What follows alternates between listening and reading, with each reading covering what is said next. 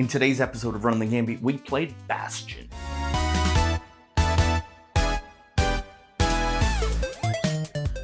Hey, this is Run the Gambie. I'm Jesse. I'm joined today with Sean and Matt. And Matt, what Gambie did we run this Hello, week? we ran the Gambie. In this action-heavy quasi-RPG, our silent protagonist wakes up alone after an apocalyptic event known only as the Calamity. When a mysterious old man with a hidden identity informs him of his quest, he sets off across the ruined land to restore the world. Using sky towers to traverse the land, he must battle both monsters and the technological defenses of the fallen civilization. By upgrading weapons, creating potent elixirs, and collecting memories from before the apocalypse, Link eventually defeats the shadowy ninja-themed foes and their leaders, saving Princess Zelda and ending the Calamity. So what do we all think of Breath of the Wild? Oh shit, I played the wrong game. Oh man, I thought we played Bulletstorm this week. Oh no.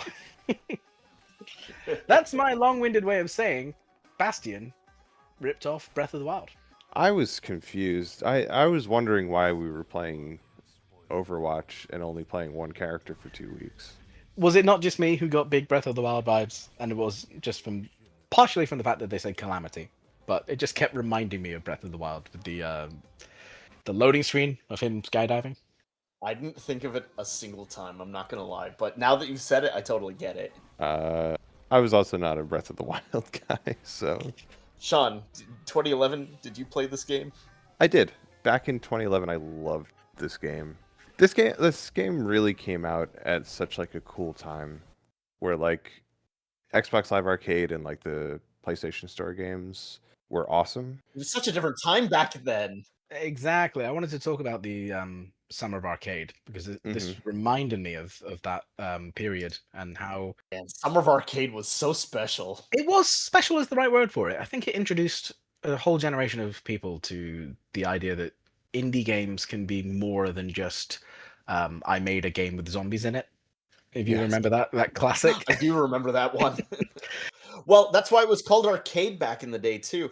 The idea was they were literally just going to put arcade games for digital download, not like real actual games. And then a few big ones came out and blew up that notion. As a teenager, my experience of indie games was Flash games. That was it, like Alien Hominid, right? That's what indie gaming was to me. It was like Flash, like joke games or like smaller scale games. And this was the Summer Arcade was such a great way of showing that gaming doesn't have to be these big AAA experiences. There can be like all these clever little indie games. I mean, if you've gone back and look at some of the Summer Arcade games, you've got games like Explosion Man, Trials, Castle Crashers, Braid, obviously Bastion, Shadow Complex was the big one. Super Meat Boy. I don't think that was a Summer Arcade game, but I don't think it was in that era. Same vein, but some of those games, like I played far more than stuff that was AAA, like Trials. I played so much Trials, but I did not play Bastion. Why did you skip it? Just not interested at the time, or like? I am sure I played the demo because this is when Summer Arcade was so prominent, and all of the games that I'd played from there had been so good. I'm sure I tried it, but it just didn't connect with me at the time. Yeah, I loved it back then. I did not have a 360 back in the day. Shit. So I know my experience with it was just like hearing it on podcasts and like the reviews and everything. And it was such a zeitgeist game that like you couldn't exist without hearing about any of these Summer Arcade games. So like Bastion was huge at the time. And I remember thinking, wow, it looks really cool and really fun, but just didn't touch it. Wait, but I didn't play it on 360. I played it on Steam back then. Yeah, I didn't have a computer that was good enough. Yeah, it came out on Steam like 6 months later, I think. Yeah, something like that. I remember playing it in my dorm room in university. Sean's old man Sean. But I will say, coming back and revisiting this game, I think it was really interesting to see the bones of what Hades would become. Because I think this whole conversation is about Hades in a way to me. I tried to not have every note in my stuff just be, well, Hades. So I'm going to back up a little bit, and I found this so interesting because you guys, I know, You love Hades. You're both Hades ones yeah. and two guys. I have never played the game once, What? but just knowing, That's crazy. I know it's psychotic. It is insane, and it's a totally like a game I would love and get sucked into, but I just haven't for whatever It's reason. the perfect Steam Deck game. You should, yeah. It is. And but here's the thing, like even just knowing about the game in the zeitgeist, I was like, oh man, everything that they're doing in here, from the idols to like the animation and art style, even is just like leading up to Hades. Do you know what their games after Bastion were? Transistor, and there was another one. Fez 2. Yep, Fez 2. Phil Fish made this game all by himself. No, Pyre.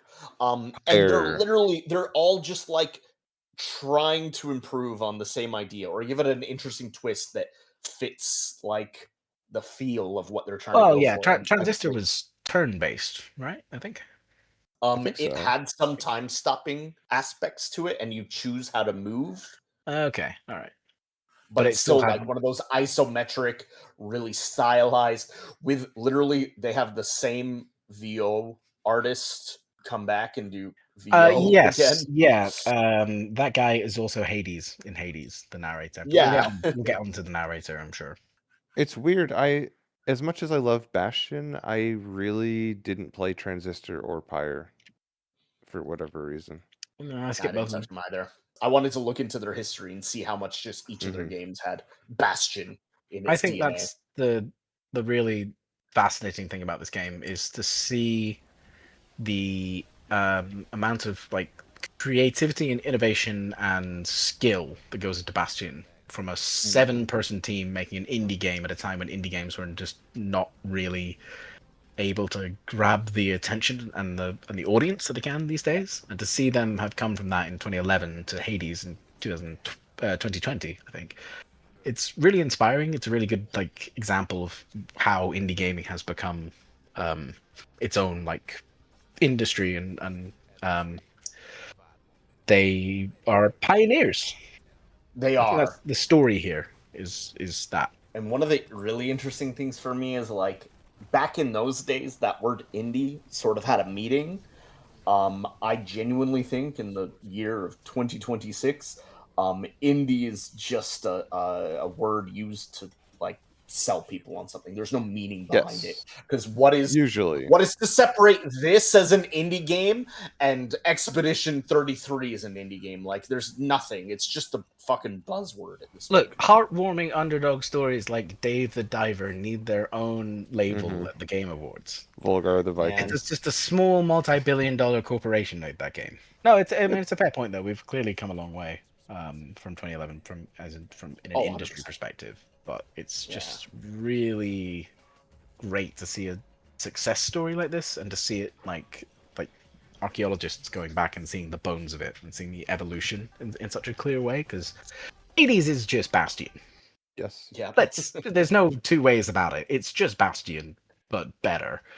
And obviously, reflecting the shift in the industry is moving fully into a roguelike, because it's interesting how much of Bastion it just feels like a roguelike that's not a roguelike. Yeah. And that's the fact that we've moved to the point now where it's fuck it, we're just doing roguelikes now. Yeah, and I kept thinking, like, as much as I like the kind of the narrative flow of Bastion and like the linear path of it, I couldn't help but thinking like the roguelike format just kind of fits better for this type of game. Well, it's even set up in the narrative with the Bastion resetting yes. The world. So let's back up a little. Let's talk about the story now, because I'm super curious to hear what you guys think. Because when I started the game, man, I was super not into it. I was so not invested, and just was like, I think this gameplay's fun, but nothing about the story and the way that they're doing it is working for me. And then as I played more and more, I kind of was like, oh, okay, there's like the Ura and this calamity thing, and you're slowly uncovering and unveiling things. And I eventually got pretty invested towards the end. I don't know. I'll talk about the ending in a minute, but I don't know. What do you guys think about the story overall? How did you feel about it? I think it's a slow burn. Because my first hour or so in this game, playing it now, I was like, oh shit, did this game just not age well at all? Because I was like, I don't think I like this that much. and I was kind of surprised, like, because I remember loving this game back in 2011, and just thinking like, oh, maybe it was just of its time, and it hasn't aged well, and blah blah blah. And I had the same kind of like it really slow burns. It really starts getting more interesting towards the middle and end. Yeah. I would say quite a different opinion for me, really. I think the story itself is not particularly interesting. The way the story is told is engaging and clever and stylistic, and that was enough to propel me through. I was waiting for the other shoe to drop the entire time. I was really, as I was getting towards the end of the game, I was really waiting for the narrator to become unhinged and reveal that they're like a fascist, essentially, because the story kind of suggests that they are. The big reveal for him is just, oh yeah, I made the Bastion. It's like, that's not a big reveal. Well, that's like a whatever. That's yeah. He keeps hinting towards like, oh yeah, we built this super weapon because we had to keep them down, and I was like, well, that kind of sounds pretty evil. This discovery was never to be used, they said, except as a last resort. But remember, the Bastion can fix everything. We just need that shard. He's basically just like, yeah, we really had to build the Iron Dome, and it was great. And I was like, oh, okay, I see. We're doing like a thing here, where it's gonna be like, wow, we've actually been working for like the oppressive faction, and like, because Zia is like, oh, you're not allowed to speak your own language, you've just got to live here. And I'm like, okay, all right, I see what you're doing. And then they just didn't do that, and I was like, oh, it would have been really clever, engaging to have the narrator sort of ranting at you towards the end, like justifying his actions and stuff, but it doesn't take that leap. And I don't blame them for that, because it's certainly a time in gaming where those sort of stories were not really being explored in provocative ways. Well, I can speak to this a little bit because I looked into it. I did a bit of research. There's not a whole lot of information about the development of the game, but there's enough to give it a little insight. One of the things is they developed pretty much like all the levels and art direction and design first, and then the story and narration was created all based off of that already being made. So there's a lot of levels, like I wrote a few down, like Joss and Bog, right? It's like you have this big hallucination there. Like all of that was created after they already designed the levels and stuff. And it's like, sense. Okay, so instead of creating a story and then designing a game around it, it was complete opposite. And they hired like people to write the stories and stuff. It's not like they just fucking made it up on the spot. Oh, there's nothing wrong with it, but I don't know. Towards the end, I was like really interested in what was going to happen, and then you're given a couple choices at the end, and it's super anticlimactic and just kind of like, okay, that's the end of it. Sure.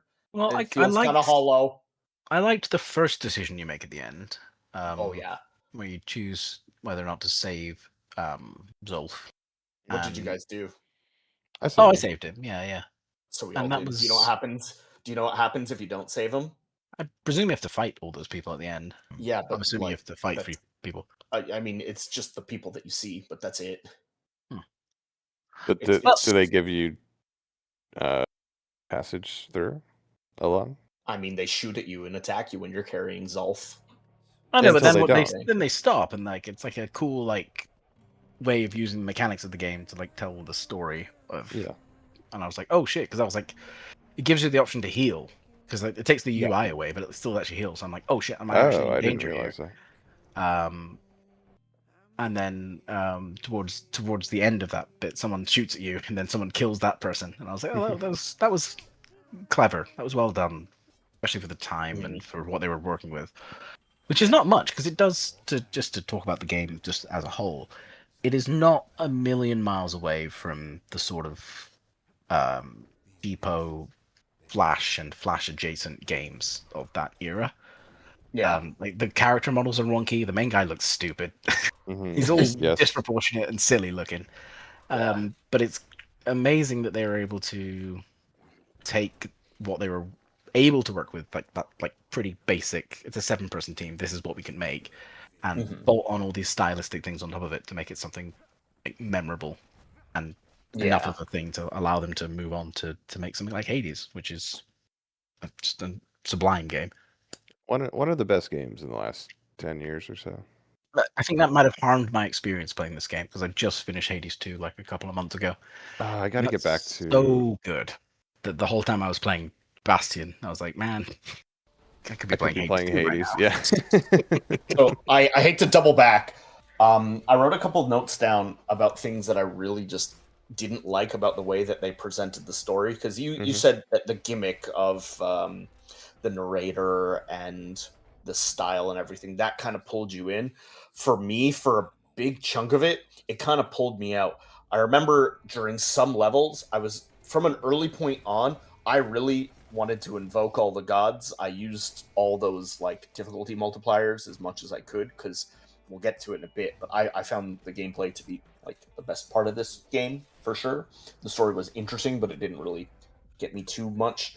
So I was so focused on the gameplay during like fight scenes and like levels. A lot of just narration would happen with key story details, and even sometimes I found they would explain things just in like text in the loading screen. So there was one level where they're talking about this guy named Ven, and I'm like, who the fuck is Ven? I know all the other characters because I've met them. And then just in the next loading screen, they're like, oh yeah, Ven is Mia's dad. I'm like, oh, okay, well that adds some context, but not a good way to really. I noticed that. Tell me this story. I noticed that as well, but they'd given you enough, especially even on the reflections thing, where you go into a separate horde mode room for each character. They give you enough information to sort of imply that Zen is Zia's dad. These names are confusing. I think that's right. Ven, yeah. Ven, they give you enough information, but then they do give a loading screen where they just say it outright, and I'm like, okay, you didn't need to do that.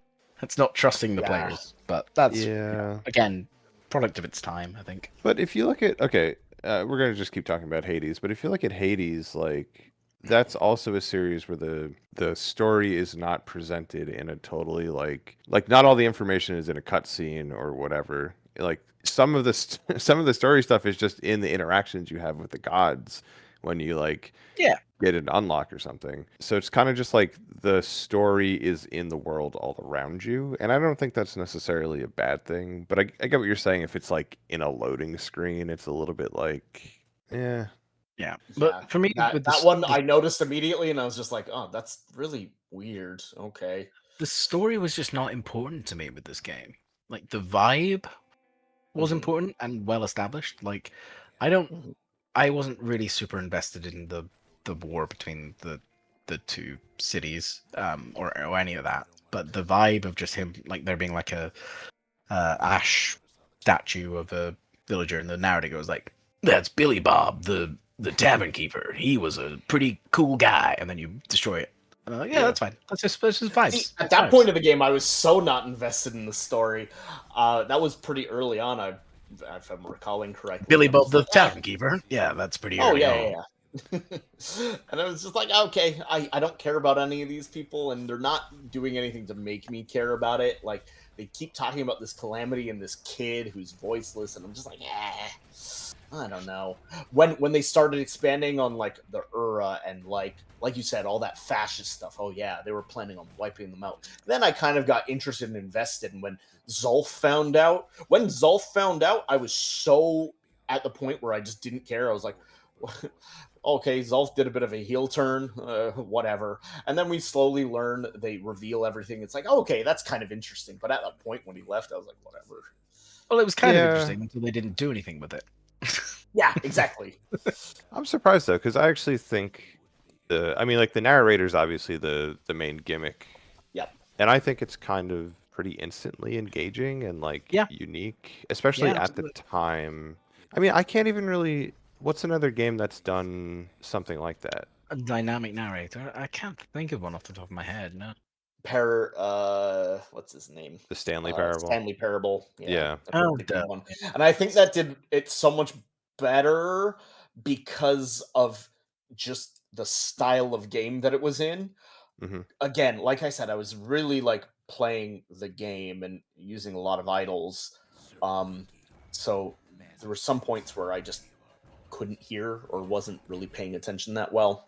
Sure. But you're right. It definitely is unique and cool and stylistic and hasn't been utilized a lot. But that's because I think it can't be effectively utilized for a lot of type of games.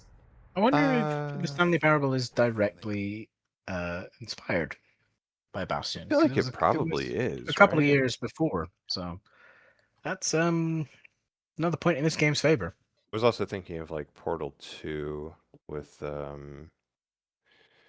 don't think that's See, but that's a puzzle game. It's not dynamic, but it's literally just like VO. You're not stuck in a cutscene. You're just doing a level and you hear dialogue or like monologue occurring, and that tells you the story.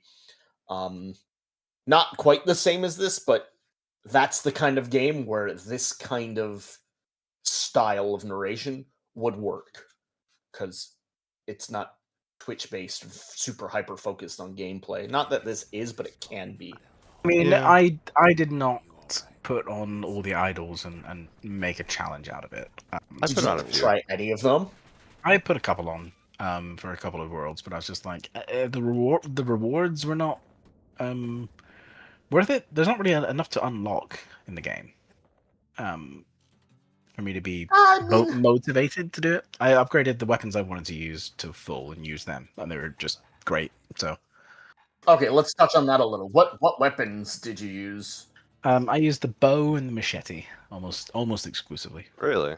I was a hammer guy. And that was good. The bow reminded me of Hades, unsurprisingly, which was one of my favorite weapons in the first Hades. So I was just enjoying the feel of that again. And the bow was super strong. I really liked the spear. It took me forever to realize you could equip 2 short range or 2 long range weapons at a time. Yeah, I got like more than halfway through the game. I thought you had to do one of each, but no, there's a lot of combos you can do actually. The weapons were cool. No. A lot of the ones towards the end were pretty superfluous, but yeah. I mean, when you get the Calamity fucking gun, you just one-shot everything with it. It's like the Spartan laser. Yeah. I tried to use a little bit of everything. Same here. I started with the hammer, and then I tried the machete. I didn't like it that much, but I didn't upgrade it enough for it to be useful, I think. I didn't really use the spear. Yeah. Oh, I love the spear. I did the same as you, where I experimented and tried each weapon a lot for at least like a level or 2. Yeah. But I found myself coming back to the spear again because it had really good range and it had pretty good attack if you upgraded it down that path.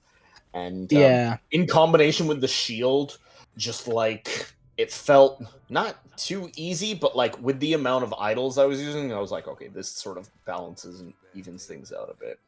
I mean, it's unfair to say that I've completed the game because I've completed the story, but there's obviously the New Game Plus and all the idols and all the ways to make it more complicated. But I never used the shield button once. Oh, you kind of have to.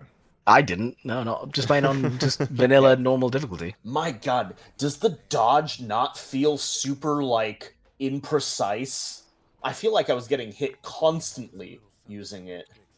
Not only that, but I had an issue with the shield, and maybe this is just a skill issue, but I had an issue with the shield where I was countering properly on time with some enemies, and I would I'd get the counter notification, but it would still fucking hit me. I don't think this is a skill issue, and I think it's just a nature of this game, and as we've talked about, like how this is a beta, fucking 0.0 for their Hades, because I haven't played it again, but I bet when you get to Hades, everything just feels right. Feels great. It feels like their first game, and that they have a really good idea for combat. It's just not quite there. The dodge doesn't quite have the right iframes. The countering window is there, but just like it's a little buggy and weird, and everything has that feel. I get what you're saying with that, but do you think that is at least partially because we've been conditioned by a post-Souls-like world that a dodge roll makes you invulnerable? Do you think that's become game design when we've encountered something that doesn't like match it? It throws us. It does have iframes, but just the window for them is weird. Well, I mean, I didn't. The only place where it annoyed me was those ankle gaiters that came out of the ground. That was the only place where I was like, this doesn't look right. But it didn't feel wrong to me. Maybe I wasn't dodging as much as you, because I just stood in better places and didn't get hit. I was just gonna say you didn't use the shield and you didn't dodge. How did you play this game? I had a fucking bow. Just with I the bow shot and things arrow. with the bow. Yeah. The bow's pretty OP, to be honest. But I think that's an interesting thing to think about. Is like the idea of a dodge roll has become a completely different thing post Dark Souls.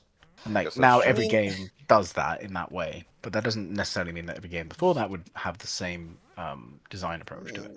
I'm not saying that's the case. I just thought that was an interesting thing to say, so I said it with my I don't mouth. know. I feel like Sean and I have a bit of a different experience because we played a lot more like action games, like character action games, and those games, their whole appeal is on precision. Like when you do an action, there's a very precise response, and you get into like the zone. And one of the nice things about this, just from how we've been talking about it, is everyone has their own different play style. Yours is distance. Mine was using a lot of like dodge and the shield and poke. Sean's was trying to counter things, but if the precision isn't there, then it all kind of feels a little weird. For not every playstyle, but for some of them. That's fair. That's fair. You want the reward to feel awesome for like I did it. I did the thing correctly. I want to feel like good for that. And if that feels a little bit off, then it takes you out of it a bit. Yeah. Yeah, that's fair. But 7 people made this in a basement. No, absolutely. So you're insulting their work by saying this. That's what I'm saying. Yeah. Not only do I blame those 7 people, I wish them the very worst that only could be imagined. How dare they make a game that had slight inconveniences before they made their game that's the same thing, that's fixed all those problems. Oh my god. Yeah. I hope they've had nothing but incredible critical and commercial success since then. That'll teach them. Yeah. Well, I hope they die, and I hope they burn in hell. Yes, they deserve to die, and I hope they burn in hell. Well, no. Hang on, Sean. Burn in Hades, not hell. So, another thing that you mentioned that I fucking hated and I was so upset with, when you beat the game, you get access to, like you said, New Game Plus, Score Attack, harder difficulty, all these, but you have no fucking save files. When you start a new game, it's like, yeah, we're going to erase your old one. Is that fine? It's like, why can't I do a New Game Plus and retain my old one if I want to go back and 100% it? Yeah, that's weird. You can't go back. When you start the last level, you get the classic. I know. You can't go back to any of the other levels too. It's so weird. Like there's so many little things that just irk me with this game. And again, they ironed it out with their later releases, but it's funny that they haven't gone back and just like patched it or made an upgraded version where it's like, hey, we fixed a lot of these smaller issues. Like not even like the gameplay stuff. They did. It came out. Yeah, it's called Hades. Yeah, it came out. Yeah, exactly. But like the guy who made Braid, he made like a anniversary edition of it a couple years ago. Didn't play it. Didn't need to. That's because nobody wanted to play any of the stuff he made since then. So he's just gonna. People like The Witness, and he's got a new game coming out that looks like a Zelda puzzle game. It's neat. Yeah, but like this, I feel like. Just you give me a couple quality of life things, you throw it on modern consoles and PC, and boom, people would be coming in droves from the people of Hades. People would love it. I think Halo campaign evolved. Yeah, but that was made by a different group of people who have a bit of an identity crisis. I would say definitely if you are a person who played and really enjoys Hades, just to go back and see the origins of that game is really the most interesting thing about this game, aside from the fact that it was this sort of indie darling in that era where these kind of games were not successful. Because look, it's like this and Castle Crashers and Trials, right, which are all basically Flash games that have been polished up for a more mainstream audience. And it's interesting. I use the phrase indie darling in my notes as well. I wanted to touch on a couple more gameplay things and get your thoughts on it because I was curious. Like I said, I focused mostly on the gameplay playing this. How did you find the damage indication? Sometimes I feel like I was getting hit and like my damage would just like my health would go down by half, and other times there'd be a bit of a damage indicator and like it would be a nothing, and I was like, I don't know, it was weird. How did you guys feel about that, if you even noticed at all? 100%. It was visually not the clearest. It was the damage. It was I had the thing turned on where they would drop like grenades when they died. Oh yeah, I did that one too. Those, I mean, you can see them, but sometimes it definitely had some like visual clarity issues.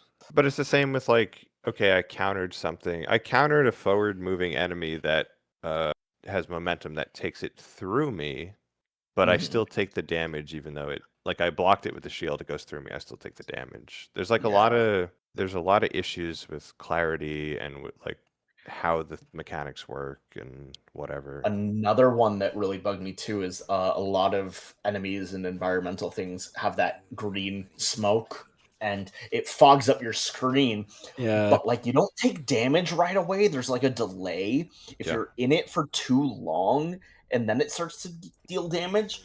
But it's super unclear as well.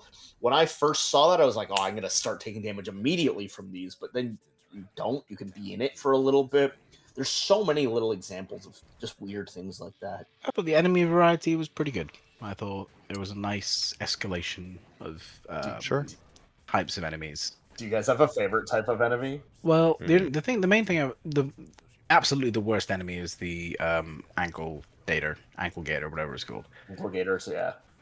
Because I had the bow and the machete equipped, and when it goes into its frenzy mode, it takes too long to draw the bow, and you have to get way too close for the machete to hit it. So I struggled every single time. I had to switch the machete for the spear just in case one of them showed up.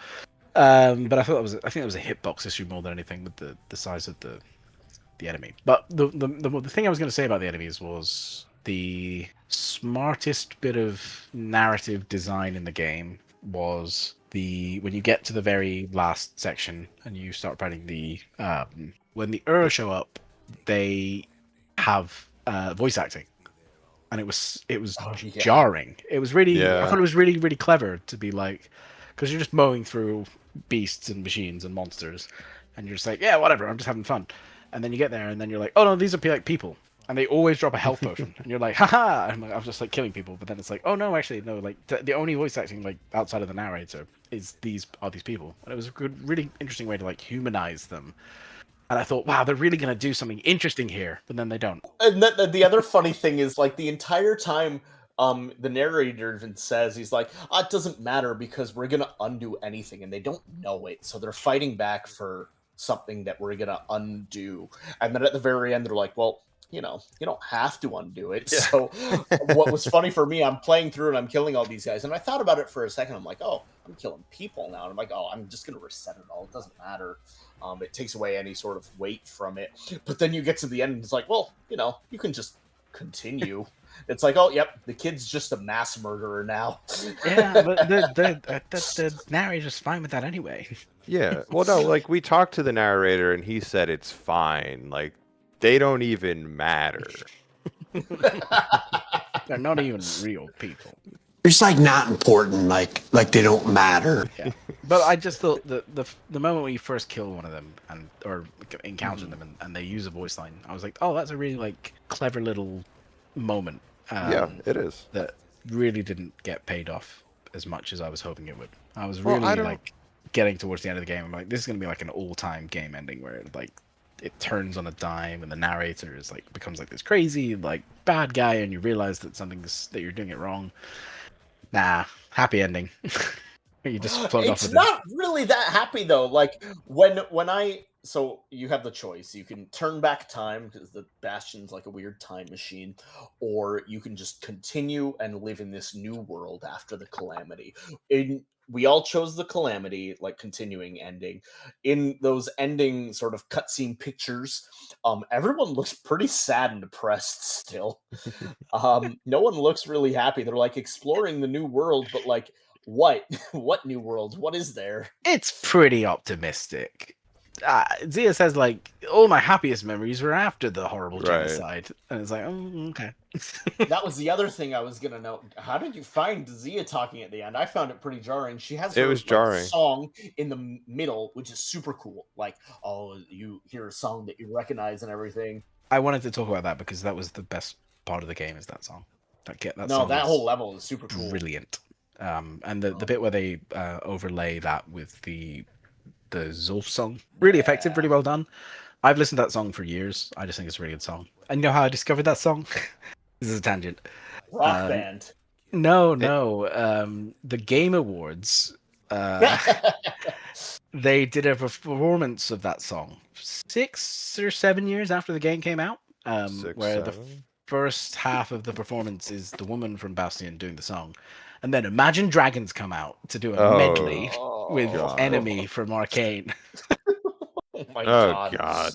And it's what a way to ruin such a good song. It's actually a pretty good medley. I actually quite like the performance. I actually don't hate Imagine Dragons as much as I probably should. Well, Matt has the worst music taste in the group. This is fair. I won't disagree with that. The part where Zia talks, I was really getting towards the end. I was gearing up for like, oh shit, narrator is gonna go like crazy. Zia's gonna take over the story, and we're gonna get like the other side of the story, and that's gonna be like really like impactful to switch perspective as John Bastion changes his mind and becomes like sympathetic to the cause. If I could be any place I wanted, I'd stay right here. We could go anywhere in the world. We're going to hear the other side of the story as he changes his mind. Great. Storytelling, gameplay, design, all coming together in like, just didn't do that. And I was just so, maybe it's just my expectations were too high, but I was like really primed for that moment at the end where, because it's revealed that he's telling the story to Zia, and I thought, oh shit, there's going to be like a switch over. She's going to take her. No, didn't happen. And her voice actor wasn't very good, unfortunately. Yeah. Well, she only had a few lines, so. I know, but it was the other jarring thing. It was really. It was. This is a friend. We know one girl. Yeah. It's funny because like the narrator is such a good voice, and like he has such a like really iconic thing that they've used in all of their games, and then Zia's just like, yeah, oof. Yeah, and just I looked him up. Just a friend of the main game designer. No way. Went to school with him or something. Wow. Yeah, it was his first acting project in the gaming industry. He just did a favor for a friend, and it's like, that's awesome. Talk that's about great. A career launch. Yeah. I think what they should have done was had Zia also be voiced by that guy. I don't know if the voice actor for Zia was the singer. I'm assuming not. It'd be cool if it was. I'd be more sympathetic to how flat. If it was a singer and they just tried to turn her into a voice actor for a few lines. Because it's kind of like she doesn't sound like this like rustic cowboy type dude. She's just like a modern American woman. It was a little like. Okay. So you wanted her to talk and be like, "The kid didn't know that I could talk." The kid doesn't know how to talk now. I'm a son of a bell. My American accents are real good. That's really good. That was one of the other things I found kind of weird, like their inspirational tones of like Wild West meets like Native American and obviously like East Asian for some parts. It was a weird hodgepodge of like themes and tones. Well, I mean, and it worked for a lot of it. It worked. Yeah. It was. I found a lot of it stylistically really interesting and appealing. I just noted, I was like, oh, that's an odd combination. The Wild West thing really worked for me. I think. Oh yeah, for sure. The narrative flow of it with the narrator's voice and like the fireside tale kind of thing. I think that was a clever direction to take it. Which would, in my ideal version of the game, play into the sort of genocidal, cultural, or racial. Sure, the wild nature of the West versus the East of America at the time. Yeah, and these being like, we gotta take these savages down and like build a doomsday device to destroy them all. The Bastion is a smallpox blanket in my brain, but that was not revealed, which was. the big disappointment for me. The gameplay was great. The style and the moment-to-moment stuff was all really fun. It just didn't land in the way I was expecting. And maybe that's a problem with my modern sensibility. I was just gonna say, with the whole like time manipulation aspect of like this could be cyclical, and will this happen again, and we can undo this, and blah blah blah blah blah. And he's the narrator's this old guy with a mysterious, past or whatever. I kept thinking it was gonna be the kid growing up, and it was just like, I mean, I thought, Oh yeah. I think that's pretty much, that is what it was. is it? Oh, I didn't get that. I thought I that was like wasn't something sure. that they could have done, but they didn't. Yeah, I thought that was going to be the payoff. It's like maybe I don't think that's implied, what they maybe, thought. but I don't think they so at really go all. for it. Oh, it's yeah. 100% implied. Their hair color and hairstyle was too similar, and he makes, because I was already thinking that like an hour into the game. There's a few lines No, in there because that seem to imply the it. Bastion just like undoes everything, and no one has any memory of anything from the back then, right? There's a specific line lines. Yeah. where Okay. the narrator's like, could this all happen again? We don't know. Nobody knows what's happening. It could, but we're already here. So does that mean something? I feel like there was a part where he was like, I was a lot like him when I was a kid. I was very much exactly the same person, one might say. Reminds me a lot of myself as a kid. You might even say. Okay, Sean. Jesse never really thought that we would have too much time to finish our recording. Okay, Sean. Jesse kept trying to stop the recording, but Matt just kept making the bit go on longer than it needed to go. The kid could have built the Bastion to stop this, but we just keep going. That all being said, how would you recommend this? Who would you recommend it to? Like, is it even worth playing in 2026? Like, if you are a fan of, I was going to say Hades, but if you're a fan of just video game history, it's an important game. It's an important game. And if you're a fan of Hades, it's absolutely worth revisiting just to see and admire the journey that these developers have been on, because it's super impressive how far they've come from pretty brilliant start, but to a much more impressive place. I would agree with that. And then I guess also if you've played this game and you're some kind of psychopath who hasn't played Hades 1 or 2, Jesse, you should definitely play Hades. Yeah, what kind of weirdos not played Hades? Because it's just... They don't even get us. They don't even... Yeah. He's listening. He's not understanding. Yeah, he doesn't even get us, man. We're talking about you. Hades is just an evolution of this. Like, we talked about it a lot, but I think every problem that you had with the gameplay of this game, you would play Hades and be like, oh, this is exactly what I wanted. Oh yeah, I didn't even pair those things together in my head, but all of the things Jesse was complaining about are 100% solved and iterated on in Hades. So it's mad that you haven't played it. I think this is a great game, mostly because of its length. There's a lot to dig into if you really dig it. If you're having frustrations and not enjoying it a lot, getting to the ending is not a big commitment. It's a couple of hours out of your time. You can get the game for a couple of dollars. It's 100% worth trying, and it's a really good window, like Matt said, into the past. My playtime was 3.5 hours. So yeah, that holds up. All right, so next time we are going to play Tunic. Tunic. Seems like it'll be a fun one. We recommend everyone tries to play it as well, and you can be part of the conversation. Have you played Tunic? Do you have anything to say about it? Play it with us. Talk about it next week. Yeah, let us know what you think. Thanks for watching. This has been Run the Gambie. We ran the Bastion this time. Join us next time when we run the Tunic. See ya. Bye-bye.